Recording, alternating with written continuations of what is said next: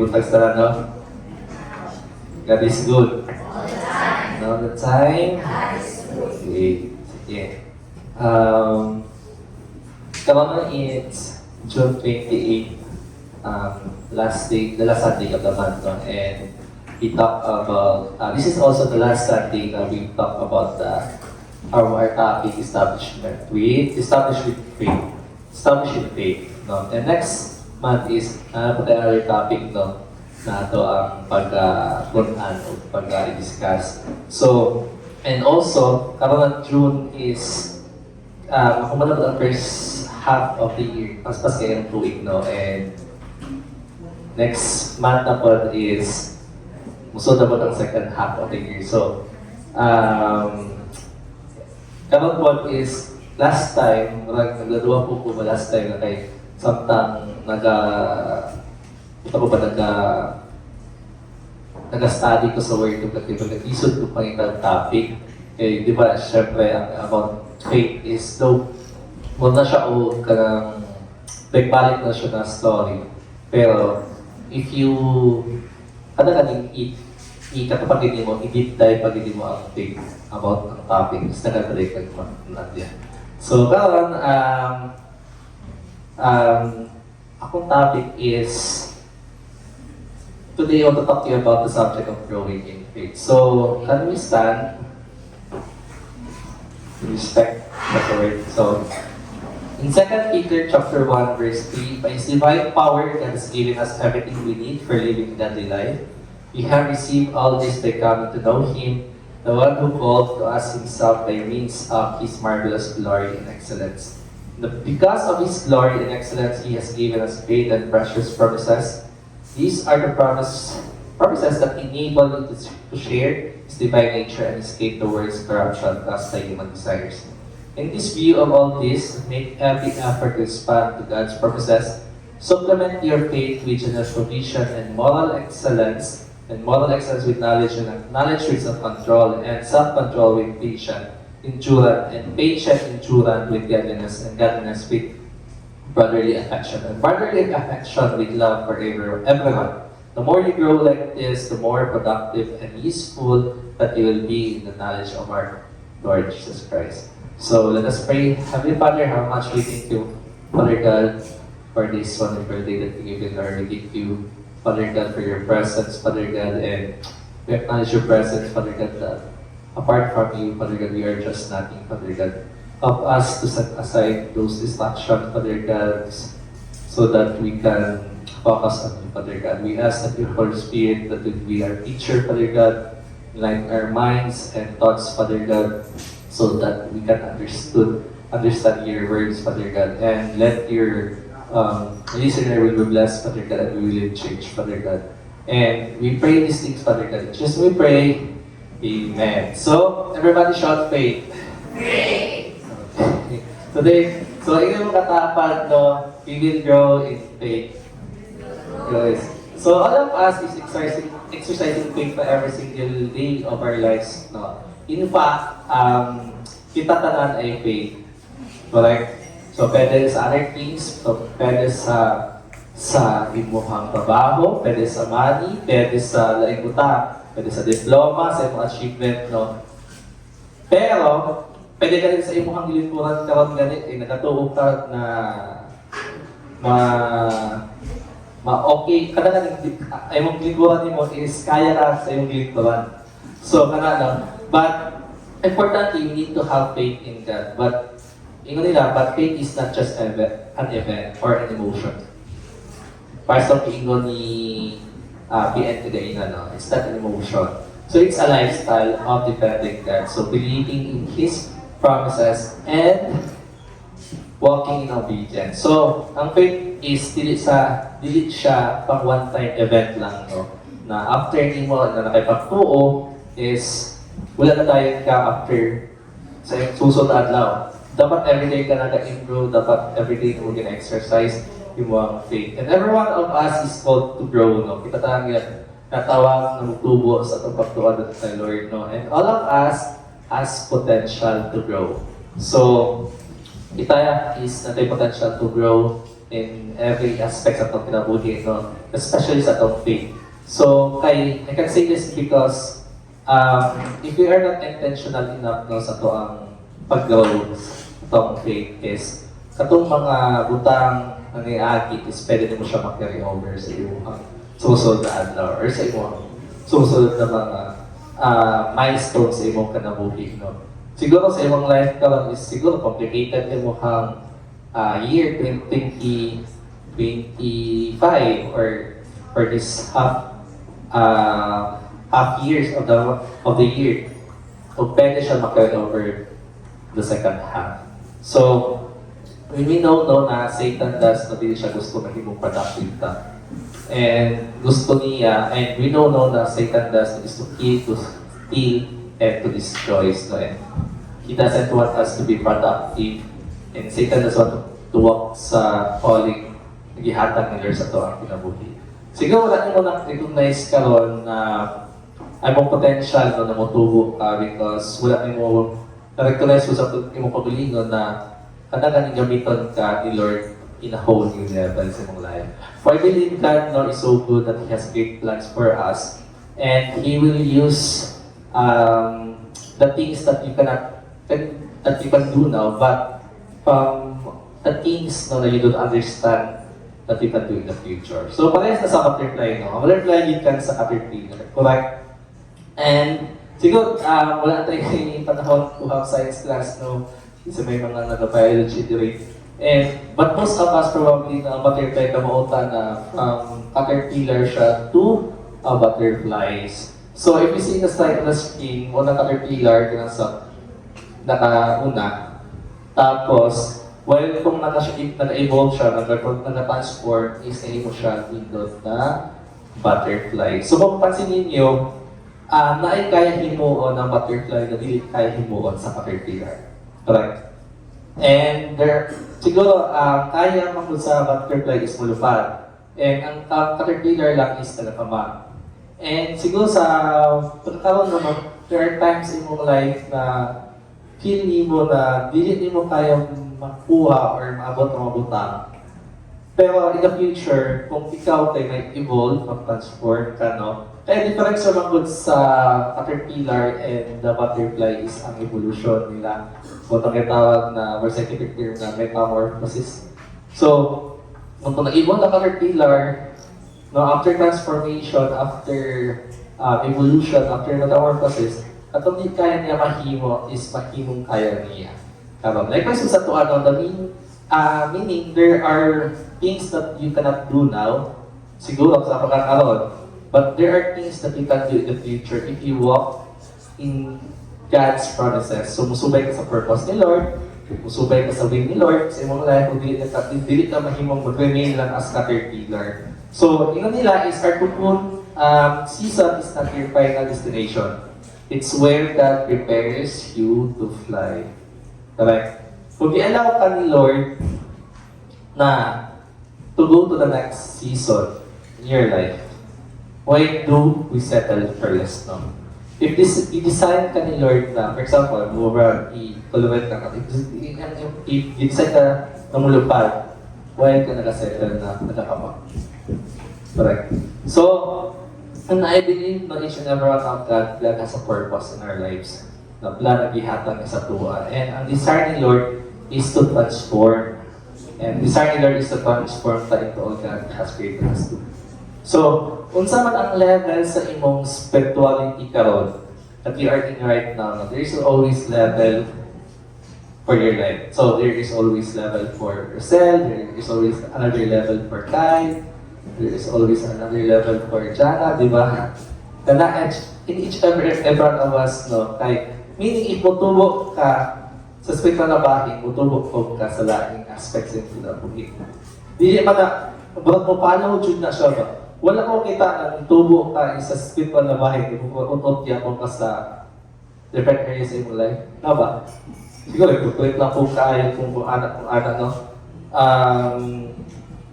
Pero, majority yun, no, kung mutubo ka sa spiritual na bahin, kung gamiton ka ni Lord, no, everything follows, no. Muna dapat natin i-strive, pursue na-grow with ta dili na ta mukundang no namimutang sa tama na ni okay naman ni or okay na mo status makasimba lang ako. Kung nag-realize being contented is good, but being satisfied is dangerous. Nga naman, contented means being grateful for what God is giving you right now. So it reflects trust, God obedience, or God's timing. However, satisfaction, problema nila, it can be dangerous because it can lead to complacency.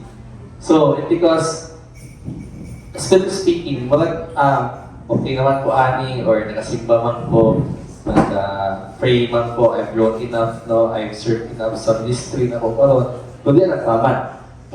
When we become too comfortable, no, sa to ang pagsunod or paglakaw sa to ang paglakaw diya sa to ang buhay na Diyos, we may stop pursuing God's purpose. May mo tayong stop to grow sa tong faith and stop responding to His calling. So, mga na sa Golden Hills, no, ginapromote nila pastor, pastora, na nag-grow ta spiritually sa tong church, no, sa tong family, dila sa tong family, sa to ang ministry, it should nato mag-expand, no, sa tong spiritual journey. So, na-desire din nato as na kita mag-flourish pa sa to ang faith. So, we all know na nindot mag-grow physically sa tong church, nindot na natin numerical growth. Pero isa sa pinaka-importante na nindot is atong spiritual growth. So we are not just growing on the outside, but fully growing in the inside. So, gina-imply ni Peter sa passage atong scripture na ang growth natin should be happening every single time. So, mga biological growth na siya ba? Ispandalay kaagi panganak. So, obvious lang tayo na nakitatanan na nakaagi panganak ta. Pero, itong time na ipanganak ta, no, ang goal sa itong mga parents is padakon ta, tubuon ta. Correct? No, patubuon ta or padakon ta from infant to a responsible adult. So, mga siya pag nasa sa spiritual journey natin, no, na the moment you receive Jesus Christ as Lord, as your Lord, as your Savior, your essence born again. So, walang gitawag na born again. So, we were born again in the Spirit. So, dili siya kanang balik ka sa imong church yung mamahan. When we were born. Pero in the Spirit, the moment we accept Jesus Christ. And like biological birth, kung ipanak ka, dito nag-start ang growing process, di ba? Na it should not stop there. Kung naging nila growing old is mandatory, but growing up is optional. Meaning everyone ages physically, correct? But not everyone matures emotionally, mentally, labaw na sa spiritual labahin. As the years goes by now, we will grow older, matik na sa system na ginanato. And muda po ta. And however, growing up requires intentional choices, no?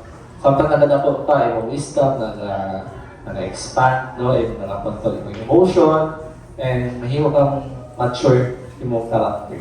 So, spiritually, kung nag-relate nato siya sa kung nilang growing old or growing up is optional, what it can mean that person maybe spend years in serving in the ministry, in church, sa tong faith. But again, no, but they still remain immature sa spiritual labahin.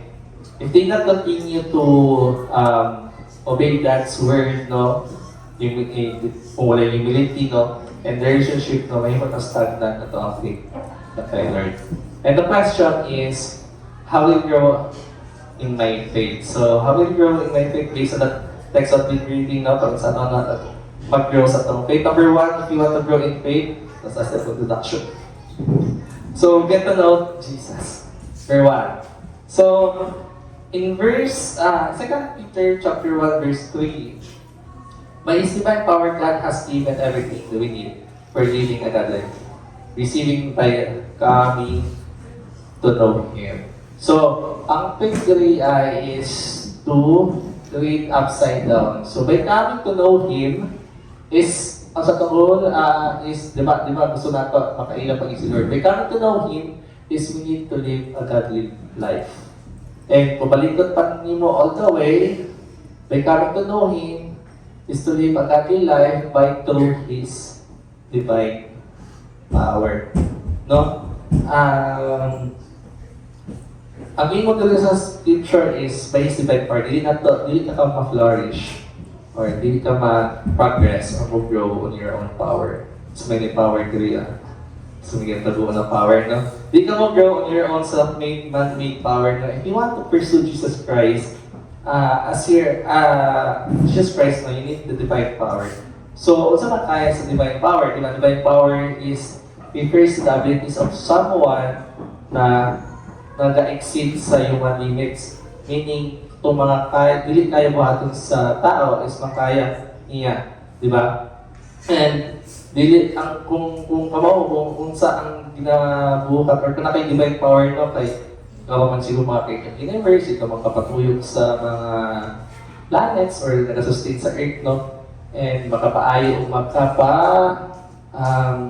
makapabuhi yung mga patay. So by the scripture, God has given everything that we need for living a godly life. So gihatag mo ni Lord diay no meaning as Christian, as believer of Christ, you can grow as much as possible because we have the access to the divine power to our Lord.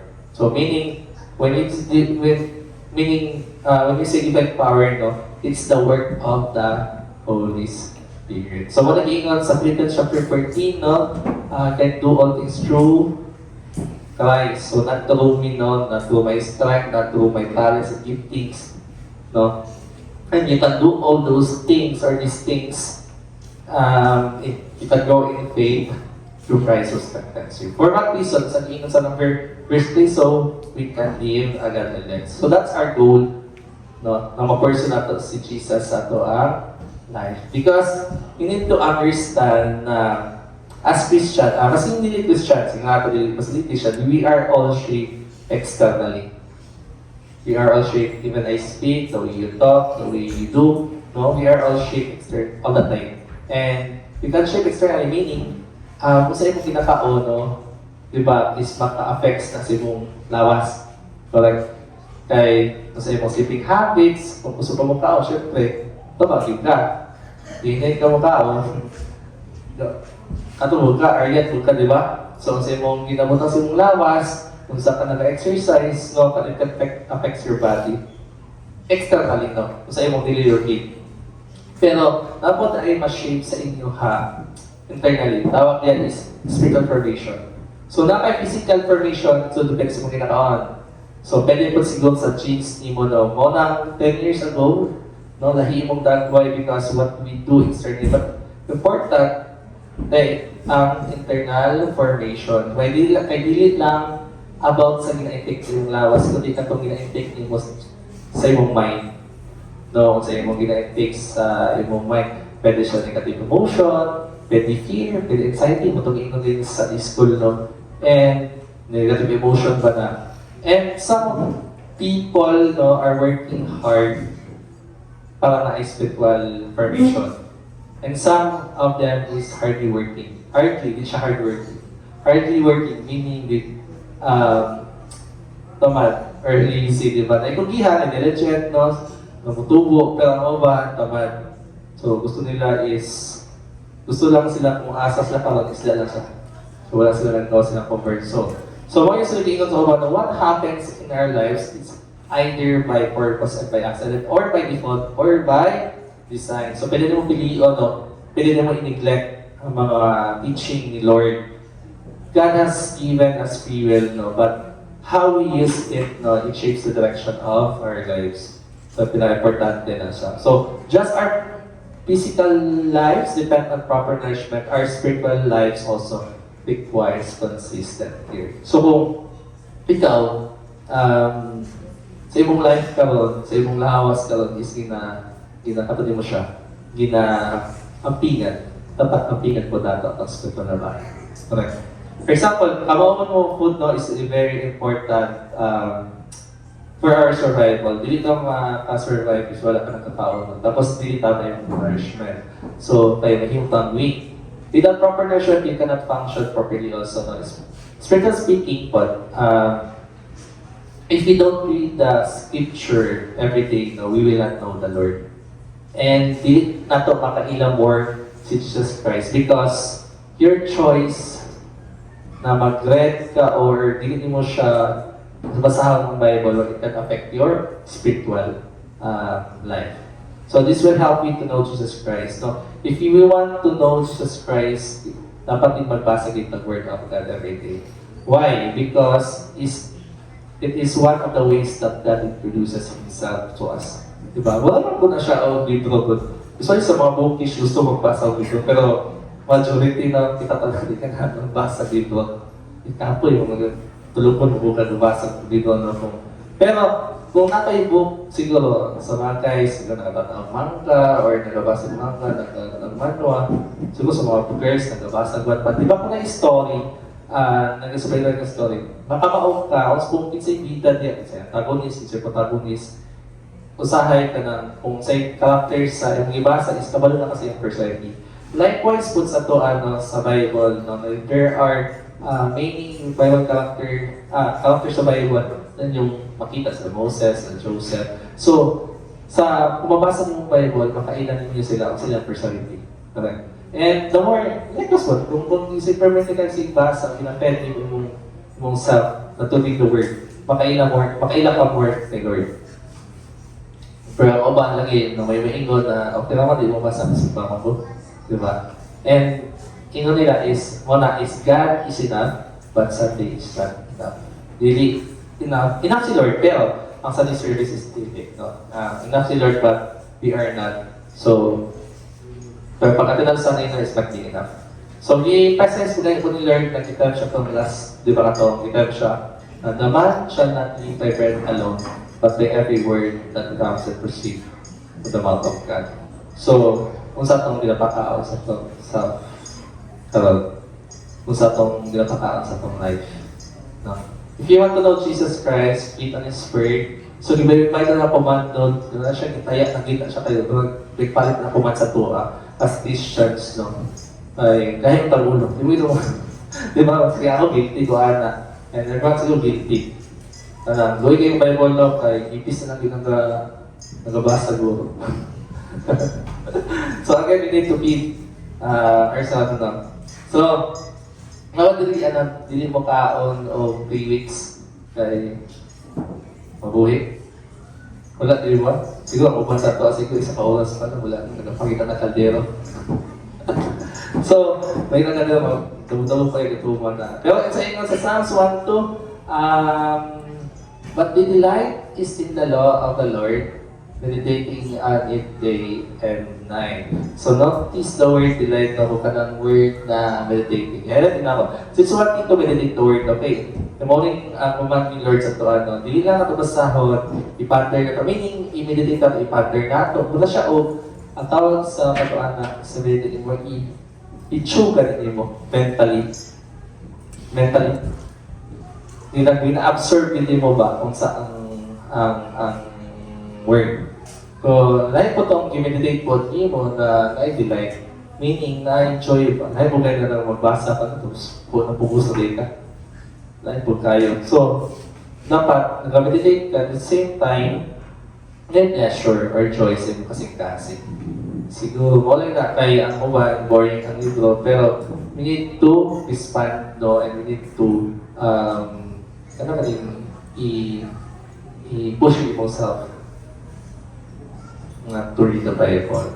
So, ingon dali as verse 2 and verse 3, kay kung mabasa daw ka with delight and meditating, they are like trees planted along the river bank, bearing fruit each season. Their leaves never wither and they prosper in all these do. So, gusto ba ninyo may saksapos sa talang inyong pinakimo? Naglapunti sa ganahan. Di mo ba na successful? Wala nga amen. Ako lang na amen. Ako lang na amen. Amen. So, kasi siguro those who meditate the word of God, the word, day and night, God will give the good success. So, always remember na the Bible is not just a good book, but the word of God is always transformation. So, I still believe the wisest book in the world is the scripture, the Word of God. So the Bible is not just true, and it's the truth. And you need to understand it. Kaya pag i-chase mo mo si Lord, pag i-personate mo si Lord sa inyong life, no? Ito mo kasi na dati yung natino na satisfaction and fulfilled life. Correct. Kaya gina-personate mo ang money, ang fame, ang power, ang achievement, no? You're always ended up frustrated. Don't get me wrong na okay naman na, it's not bad to chase those things, these things. Pero these things are temporal lamang good. Diba? And at one point, temporal siya. Siguro ma-happy ka in a certain point of your life because siguro kung sabay mo din yung happy na nagkakagwar ka, diba? Mapayag yung mga gusto mo, diba? Or makatravel ka kasing asa, diba? And siguro, but somehow there will be some point of your life na ma-feel mo na may kulang, may missing piece. Tama yung times. May times na pag-ulong dyan, nakuha na po gusto na po, nag-wait na po, nakaintito na trabaho, but again, if kulang, kung may times na may kulang dyan. And usually po na makita ninyo, kasi sa mga dato, no, na magpakamatay, they do that they want to satisfy themselves. They seeking love to others, or bukat pag yun sa mga mulay, butang, hindi na pakita lagi nila doon, satisfaction. But again, no, we're not knowing only Jesus can satisfy them. So that's why we need Jesus in our lives. Wala ka mo i-pursue ka lang si Lord, no, do it right now. Because the true success and fulfilled life is the result of pursuing Jesus Christ. And kung wala mo lang itutukan si Lord kasi, wala naman yung get out, but itutukan mo si Lord. So, you don't read the Bible lang, no? I-meditate mo siya, di lang para makuha information, di lang mo ginabasa para sa information, not just for inspiration, but for revelation. So, more than we need to seek the Lord always. So, when you na do not prioritize your schedule, but schedule your priorities. So, man dyan natin priorities in life. Di ba usually, kung na kayo mga gina-prioritize, no, na dyan na, kaya ka schedule na. Pero, like interview, na kayo mga important meetings or events na gi-appealan, no. Pero kung once na i-schedule daw mo imong priorities, na-negotiable si Lord. Na-negotiable na mabasa ko tayo. Siguro, guilty ko no? May times na siguro na yung mga work, no? Na work, no? Yung sa Sunday, always pray din mo, lalo na sa mga nag-graduate ka, pray din mo o work na din yung din mo sa Saturday, Sunday. Kaya mas okay din na mamuhat din ka na kasi nag-work ka, nagpapamuhat niya akong trabaho. Na kay ministry, na kay nakasibag niya akong ka. So, no? And siguro we need to find a way din na makasibag ka. And do not make your spiritual growth as secondary, but make your spiritual growth as paramount. Meaning, supremely pa, na supreme important.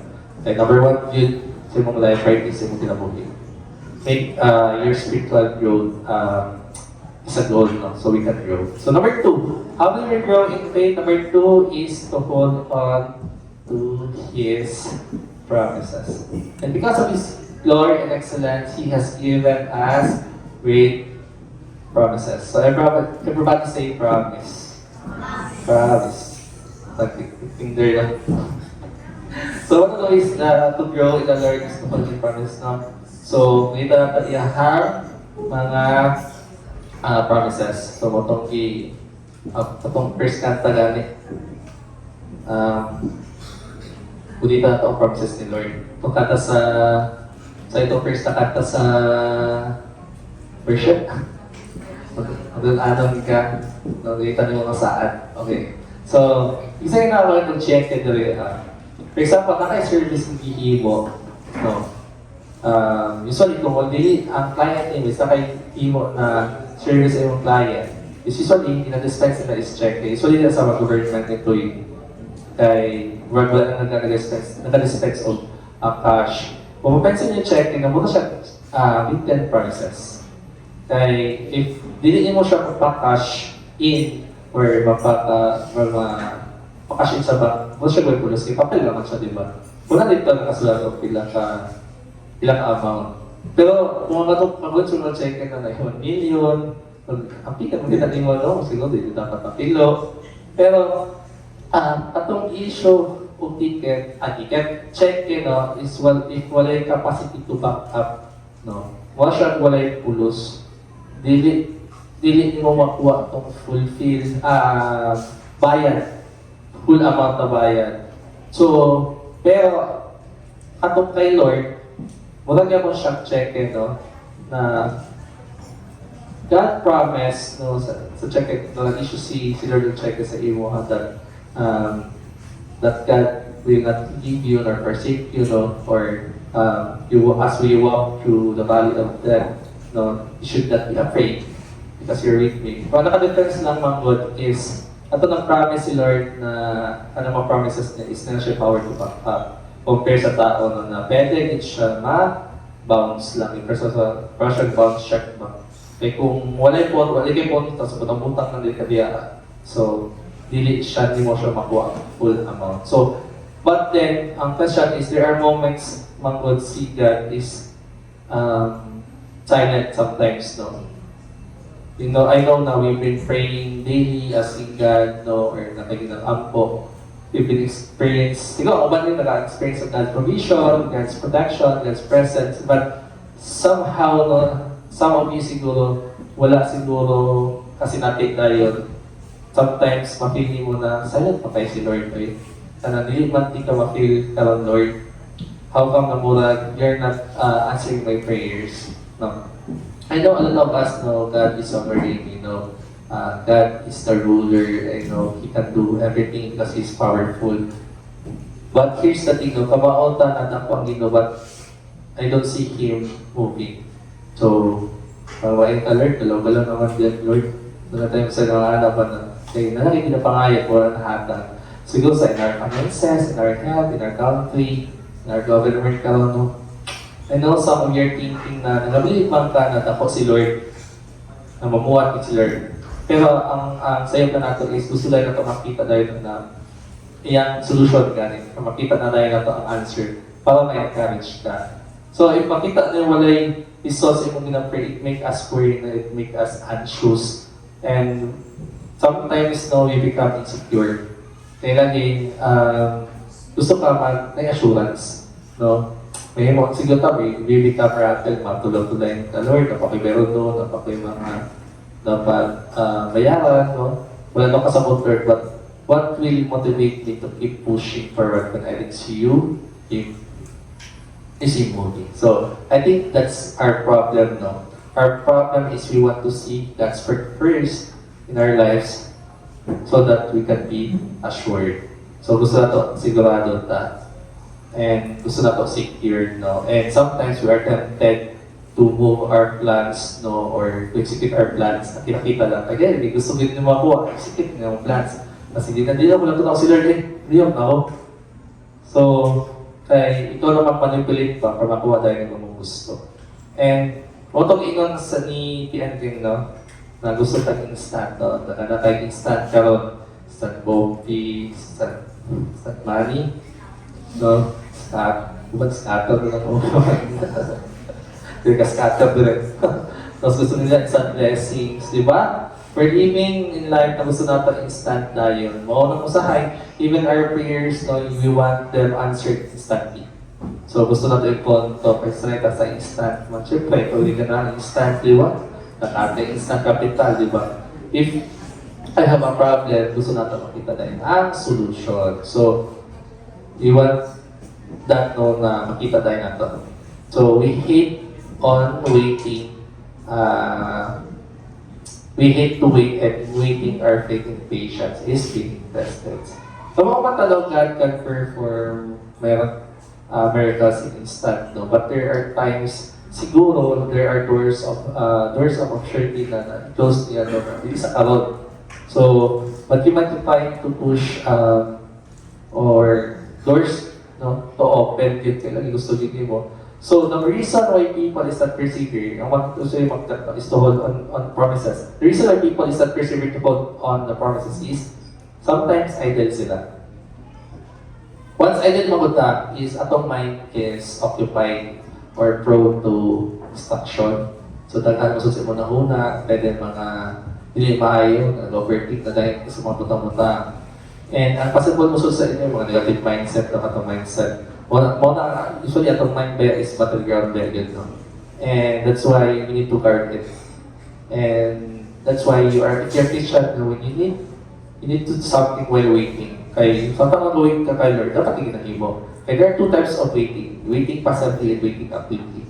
So, while in actively waiting, meaning while waiting, you are doing something. No? But, katong waiting na passively is, ito ang ginawa kayo na buhat. Discover kung nagawa, nagulat pang gili mong buhaton. And you're just wasting time waiting, no? But again, sa waiting actively, masking, nagahulat ka sa promise ni Lord, you are productive, you're doing your purpose, nag-mature ka, no, nag-grow ka, nagpahasa ka, nag-hone ka, no, sa imuhang mga skills. As student siguro, pwede ka nag-study hard ka, or while nag-study hard ka, you can work sideline, you can serve in the ministry, di ba? Pwede ka, naghan ka, pwede mo on while waiting. So, not your waste your time, no, you do something fruitful, and while waiting, no, you do, while waiting, manimo kang fruitful, tapos joyful pag yung pag-waiting mo. As para matubo ka in faith kay Lord. So, let me ask a question. Are you patient enough to wait for God's promises of God in your life? Patient ba ta na mag-wait ta sa promises ni Lord sa panglain? Sometimes, natin mga questions no, na how long I should I wait on God? Okay. Nagka-struggle sa problema pumamugya po. No? So siguro there is no set amount of time that you should wait on God. But sometimes He will answer our prayers instantly. Siguro pwede siya next week, pwede siya next month, even years pa. But we are confident that He will answer His prayer in His perfect timing. And sometimes, God has to work on you before He's doing, He works on the solution. So, siguro na din ihatag pa ni Lord because napay gusto na ipahimo siya. Or napay gusto si Lord sa imo na, siguro di pa ka-ready. So, gusto pa siguro napay mga gusto pa ni Lord na mululat ang pagka. So, in Ecclesiastes chapter 3 verse 11 ang matong kapag nagabot sa this book. He has made everything beautiful in His time. He has also set eternity in the human heart, yet no one can fathom what God has done from beginning to end. So notice what Scripture says, run the race with endurance. So, why does the Lord says endurance? Because hindi siya mahimong dalik, no? Ang life na ito, no? You need not to judge mag-wait. That's why being Christian is full of faith. Dapat full dapat natin faith in the beginning, dapat natin faith to continue, and faith till the end. So from the start and to dapat. Why? Because dapat dili siya kanaganing sa kalod lang. And you know the story of 5 loaves and 2 fishes? Siguro kita tananaw, maski bata pa mauanin. Pero kamao ba mo sa story anin na nakabasa ninyo is pangit ang ending anin? Sa kamao. Pamunta na, siguro, miracles, ang miracle si Lord na kato siya, 2 fishes, ipadaran niya, 5,000 people. Pero if you read the full chapter of John, chapter 6, no, makita ninyo na pangit ang ending niya na story. And I want to tell you the story, no, na kapag story short na kung lima katin na tinapay, so, dua kayo sa nag-modify to ni Lord sa 5,000, no, para makakaon sila. So, sila tanan, nabusog sila. So, in fact, no, naagad ay 12 ka-basket na nabiling ato. Kasi masubra pa na 12 ka-basket. So, from that time, kung mabasa ninyo ang scripture, mo siya achieve diet from atong na ihimo na miracles ni Jesus Christ sa 5,000 fishes na nag-shift itong sa atong itabok sila sa Galilee para matabok sila sa Capernaum. So katong halaan si Jesus Christ o ghost. So the same day po siya na nakitabo dire, no? And katong siya na miraculous, katong pag-abot ni Jesus Christ dito sa Capernaum, siguro na ang mga tao, that time ato, is nitabok po din sa Capernaum. Kaya nakita sila kay Jesus Christ. Kaya siguro, ay nakatagpanig ayuda kanina day. So, nagtawag po sila, nakita sila kay Jesus Christ that time. So, kasi siyempre, gusto nila makita dahil Hope Miracles balik ba. But again, siguro pag abot nato breakfast na may gabi, iman to na human ang preaching ni Lord. So, nakita sila na ang mga tao pa na balik. But again, Jesus replied in John chapter 6, verse 26, I tell you the truth, you want to be with me because I fed you not because you understood the miracle signs. So, di ba sakit kay pag-ingon na ikaw nagbiyahe ka, nag-effort ka, nagigipit mo si Jesus Christ, pero ingat ka ni Lord na wala ka nagkapa, wala. You're looking with me, working na now, you're looking with me, but you're not looking for me. So, we're not really working for me. Pag napakita ka nila is katong miracles na hiwa ni Jesus Christ. And this is a very important question to each one of us. No? Why are you here? Ano naman tadiri, why do you serve the Lord? Are you serving the Lord who He is or serving the Lord for what He can give you? No? Or nakadiri alang siguro because of His promises? And nakaserve ba ta kay Lord ay para sa bread? Or nakaserve ba ta sa gusto niyo makailang bread of life? Hindi naman just sa ilahan nun, naman dire ang dandaw mo sa miracle, wala man mo dire sa akong presence. So, no? And napatas polisher pag yun siya nung napat yung mga dialogue ng mag-istorya si Jesus Christ and His followers, no? Yung nagpawan sa John chapter 6, verse 30, kung makakita niyo dyan. Then, the answer show us miracle sign if you want to us to believe you. Diba? Kita sila ato, beneficiary sila ato that time. Pero pag abot nila dito sa Capernaum na bagay, nakita bagay sila. What can you do? Ano, show us miracle sign. If you want to us to believe in you, what can you do? That time nakita nila ang miracles ni Jesus Christ. Tapos pag other day, nasa dito mag-istoryaan nila ng Ginoo na kung sa'yo mo mahimo. Pero kaloko kayo, yung pang-approve it. So, kung ako ginawa na, pagkalong po, magkaayos ka, nakita mo sa kuwang miracles kahapon, tapos karoon, nagkamay bukpad, tapos karoon, ingon ko ninyo na prove it, na dapat patayin po miracle sign. So, their faith is limited to the circumstance to their situation. So, they forgot, yesterday, meron ka, technically, impresses ang lang ng grace, no? Pero wala nila na-encounter na tinood na relationship na sila kay Jesus. So, in John chapter 6:15, I tell you the truth, unless you eat the flesh of the Son of Man and drink His blood, you cannot have eternal life in you. So, na libog na ang mga tao na nag-aumon din ako yung flesh Lord. So, wala sila kasabot, no? Wala man din-advocate ni Jesus Christ na mo, ngayong kakalipan na there's strong language.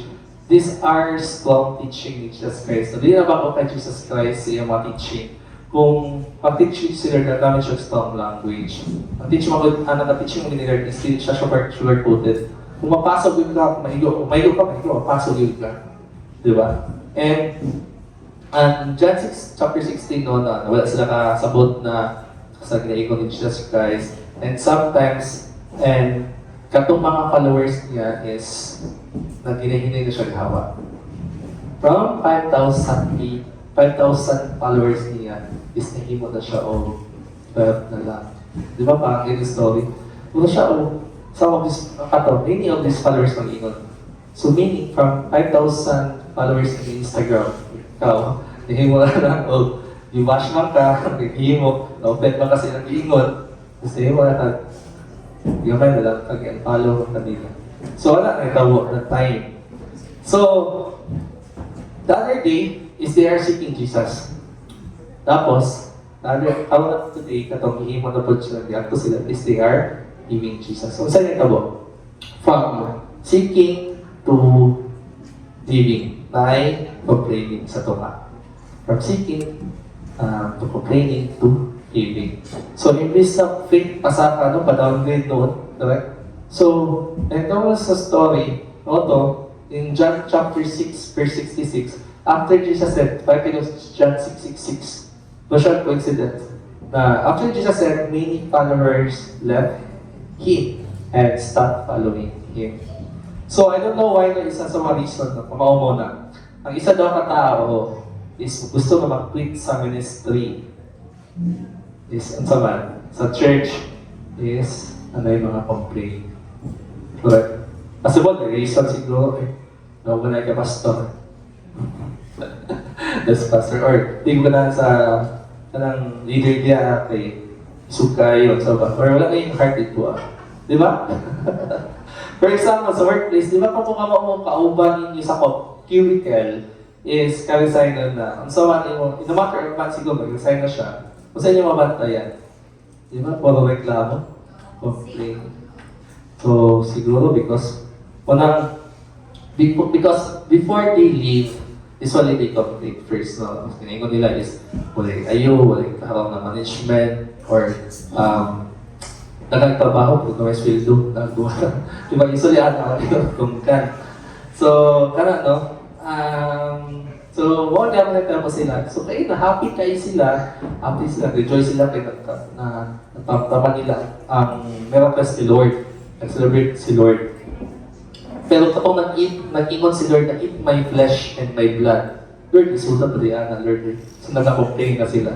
So, they want the blessing, they don't want the one to bless.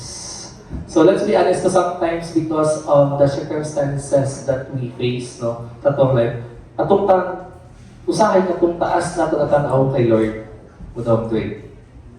Let's be honest. Correct?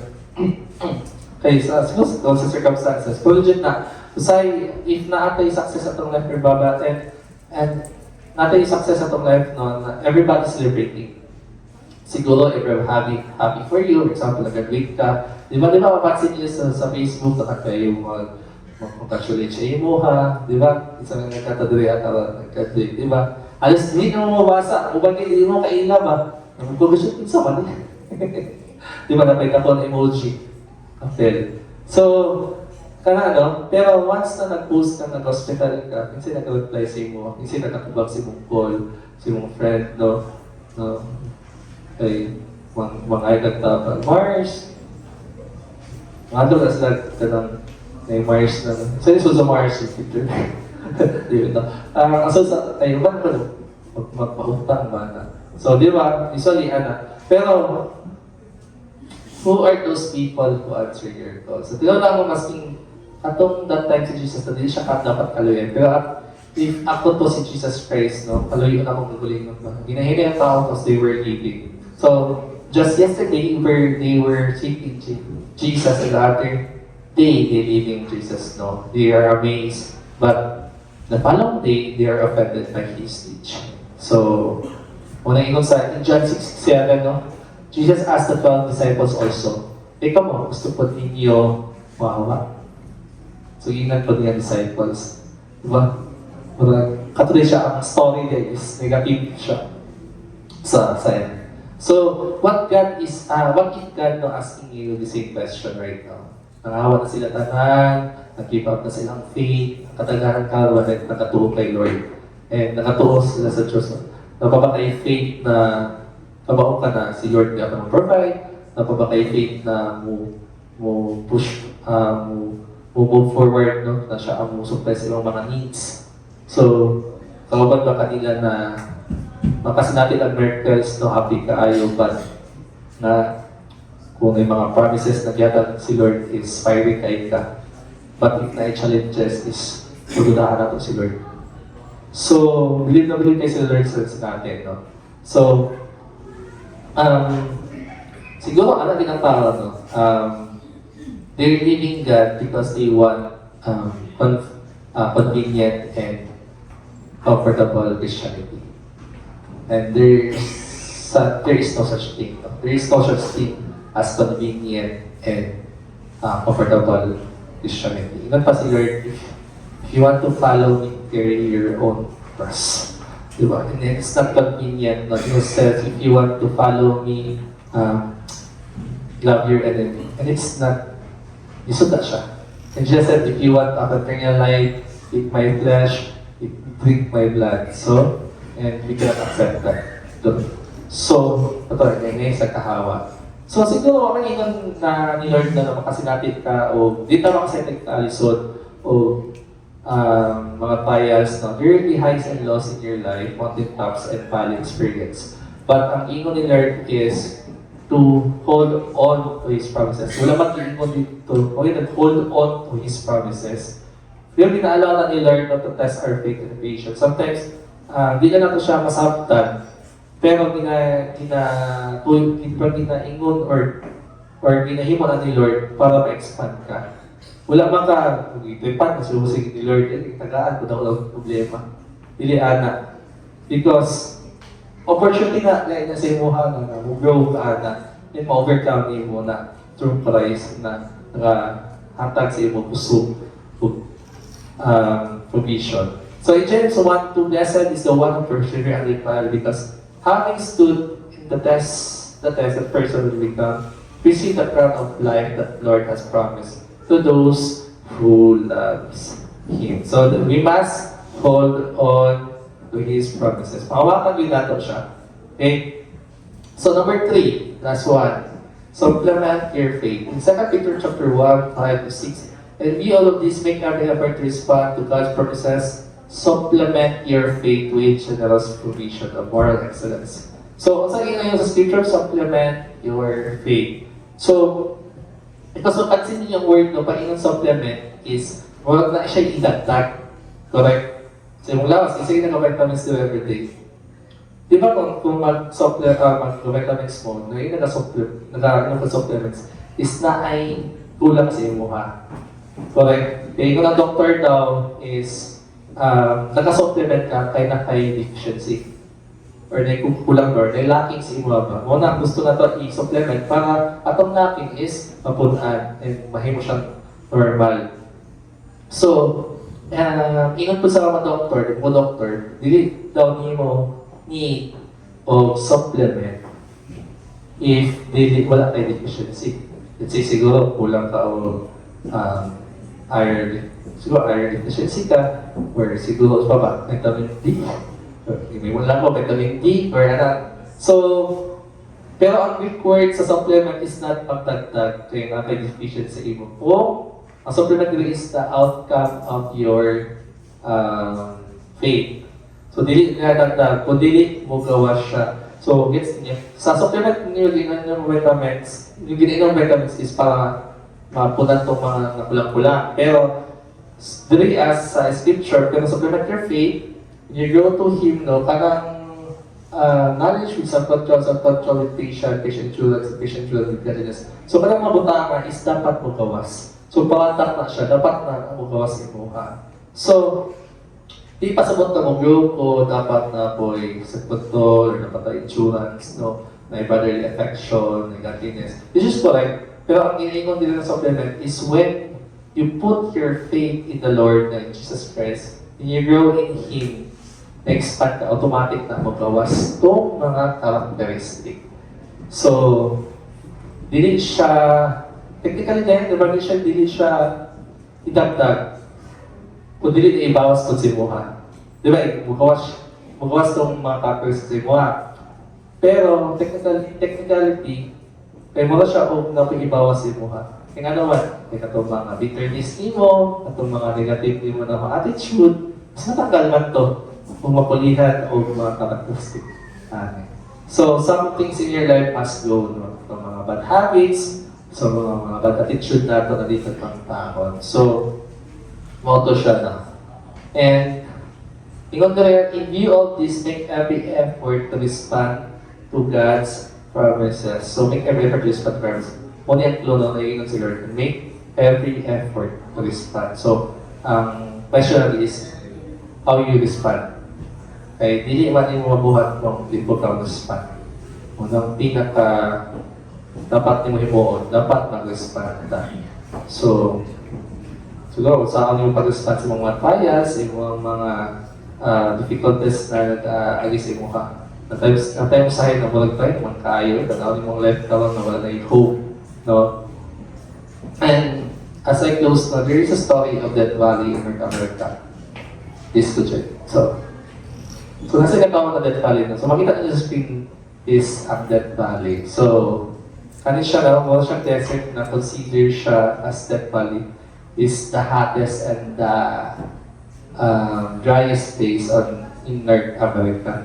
So, nakailangan Death Valley siyang drought o siyang pagkainit dito, so Death Valley ang tawag nito. But, naa siya yung itang headlines on August last 22, no? 4 years ago na siguro. So, ikot sa report mo ni ilan ang Death Valley, 2.2 inch of rain. So, walang kamukong sa nakadako ng 2.2 inch of rain. Pero kung tanawang niyo 2.2 inch of rain, lumay tayo. Wala siya conversion. Tapos, so yun sa statistics, na isa katuig, nag-average o ulan sa Death Valley of 2.4 inch of rain. So, meaning for nag-research po na ang 2.2 inch of rain is equivalent to 65 gallons. Grabe, 65 gallons in 1 acre, meaning sa isa lang na 1.5 ang 1 acre is 4.4 sa isang hectare. So, kadaghan So, nag-flood jud sa area. So, about consider nila na atong adlaw is the wettest day of all time, no? Kay grabe ang ang ulan sa isa ka tuig is gibuhos lang sa isa ka adlaw. Di ba? Grabe. So, di na siya na-presentable sa Death Valley. So, nag-ulan man siya sa time to time, pero rare tayo kay lagi 2.4 ang isa ang whole year, tapos 2.2 ang ulan niya. So, and because of that, nakita mo sa Death Valley, nagkatawag nila, super blue. No? So, ito super blue. Nakita mo ng mga flowers, itong mga towers, mga tanong ng tubo, no? Sa isang adlaw, nag-ulan, tapos ito mo ng mga fruit after that. So, nag-grow ang mga flowers o mga tanong. So, for many years now, people are thinking na parang Death Valley ang wala na yung hope. Siyempre, for themselves, Death Valley gani, patay na. Pero, it turns out it's not dead. It's just dormant, meaning nag-hibernate lang di ay, no? With the right environment, no? Atong potential na below the soil, no? Kaya tungod sa kasong na ulan, natin siya yung potential na mag-bloom. So meaning, wala ko na everyone has potential to grow. Because I believe na mas kitay imong life ta, I believe na under ka sa mga trials ka no, pili mo tayo na imong life, pero na ay mga seed of potential na gibutang si Lord sa imuha so that you can grow. And with the right environment, with the right atmosphere, with the right teaching, with the right ministry, you can grow. Itatangay potential to have super growth sa ating life. So, fruitfulness of na maturity. In Psalms 30-13, to those who are planted in the Lord of the Lord, they will flourish in the parts of God. So, unsa gani whose are planted will flourish. So, kung tanan na katanaw, will go to the next level. So, walang i-allow ni Lord na mahimong part ka dito sa collective ng community na para punon lang ang mga lingkuran na diri. But kita ba ka ni Lord na punon ang atong langit. Amen. And we're not just called to fill the seats, no, but to move forward regardless of the circumstances. Ang gusto ni Lord na itawa sa imong life is kundi katong faith in what is everlasting. Not just lang karon, but you have daily faith, no? Faith that will test or stand the test of time, and faith that di nakasurrender, faith that di naka-waver. And unsa mo na ito? Walang growing faith, no, know the Lord more and more every day, and hold on to His purposes and supplement your faith. And may your life be fruitful. Tulad dito doon, kato lang.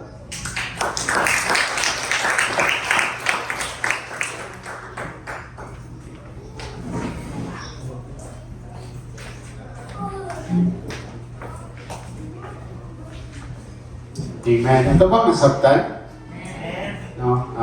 Salamat kayo sa itong mamumunong inyong buntagon na usahay ang atong pagtuo ba, no?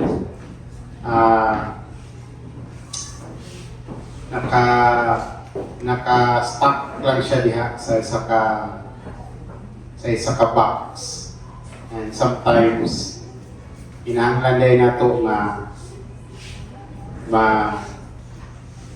mangitag perfect timing, no? And sometimes na mga situation sa atong life na buhaton ng Ginoo para mutubo ang atong pagtuo. Amen. Ikinahanglan na nato na magkaroon tag tamang nga perspective sa atong kinabuhi. Amen. Instead of mangutana ta sa Ginoo sa unsa ang hitabo sa atong kinabuhi, just have faith nga naay something ginabuhat ng Ginoo. Amen? No? Kini nga word nag-remind sa ato ba? To be kanang mumove gud sa ato ang mugrow gid ta diya sa atong pagtuo sa Ginoo. No? Usahay din ito masabtan. Di ba? I set you an example. Nagdali-dali kag minyo, kaya bili mo makalakaw na ka, pero naday-lain, nagibuhat ang Ginoo. Di ba? Kung wala kay faith ato, murag mingon ka nga, wala man nagtupag guro ang Ginoo. Pero na something ginabuhat ang Ginoo. It's about sabto na to ang mga butang sama sa example ni Junjun sa iyang closing. Nga, naay mga butang sa atong kinabuhi, nga murag mingon ta nga wala na. Pero kung atong gamiton ng atong pagtuo, kaya siya mahimong bloom pa diay. Mas mo tubo palitas ng pagpangalagad si Ginoo. Di ba na yung mga circumstances atong kinabuhi? Like for example, the experience sa balatian, nga dihan ino nitubo ang atong pagtuo sa Ginoo. Di ba? Kaya katong healthy kayo ta, hindi mo tamampo, hindi mo tamang simbahan, hindi na to i-engage sa itong kinabuhin sa Ginoo. Di ba? Pero once na katong murag diri ng tama na itong ginhawa, manawag na ta sa bisang kinsang spiritual leaders, kanya matubo na ang atong pagtuo. Amen?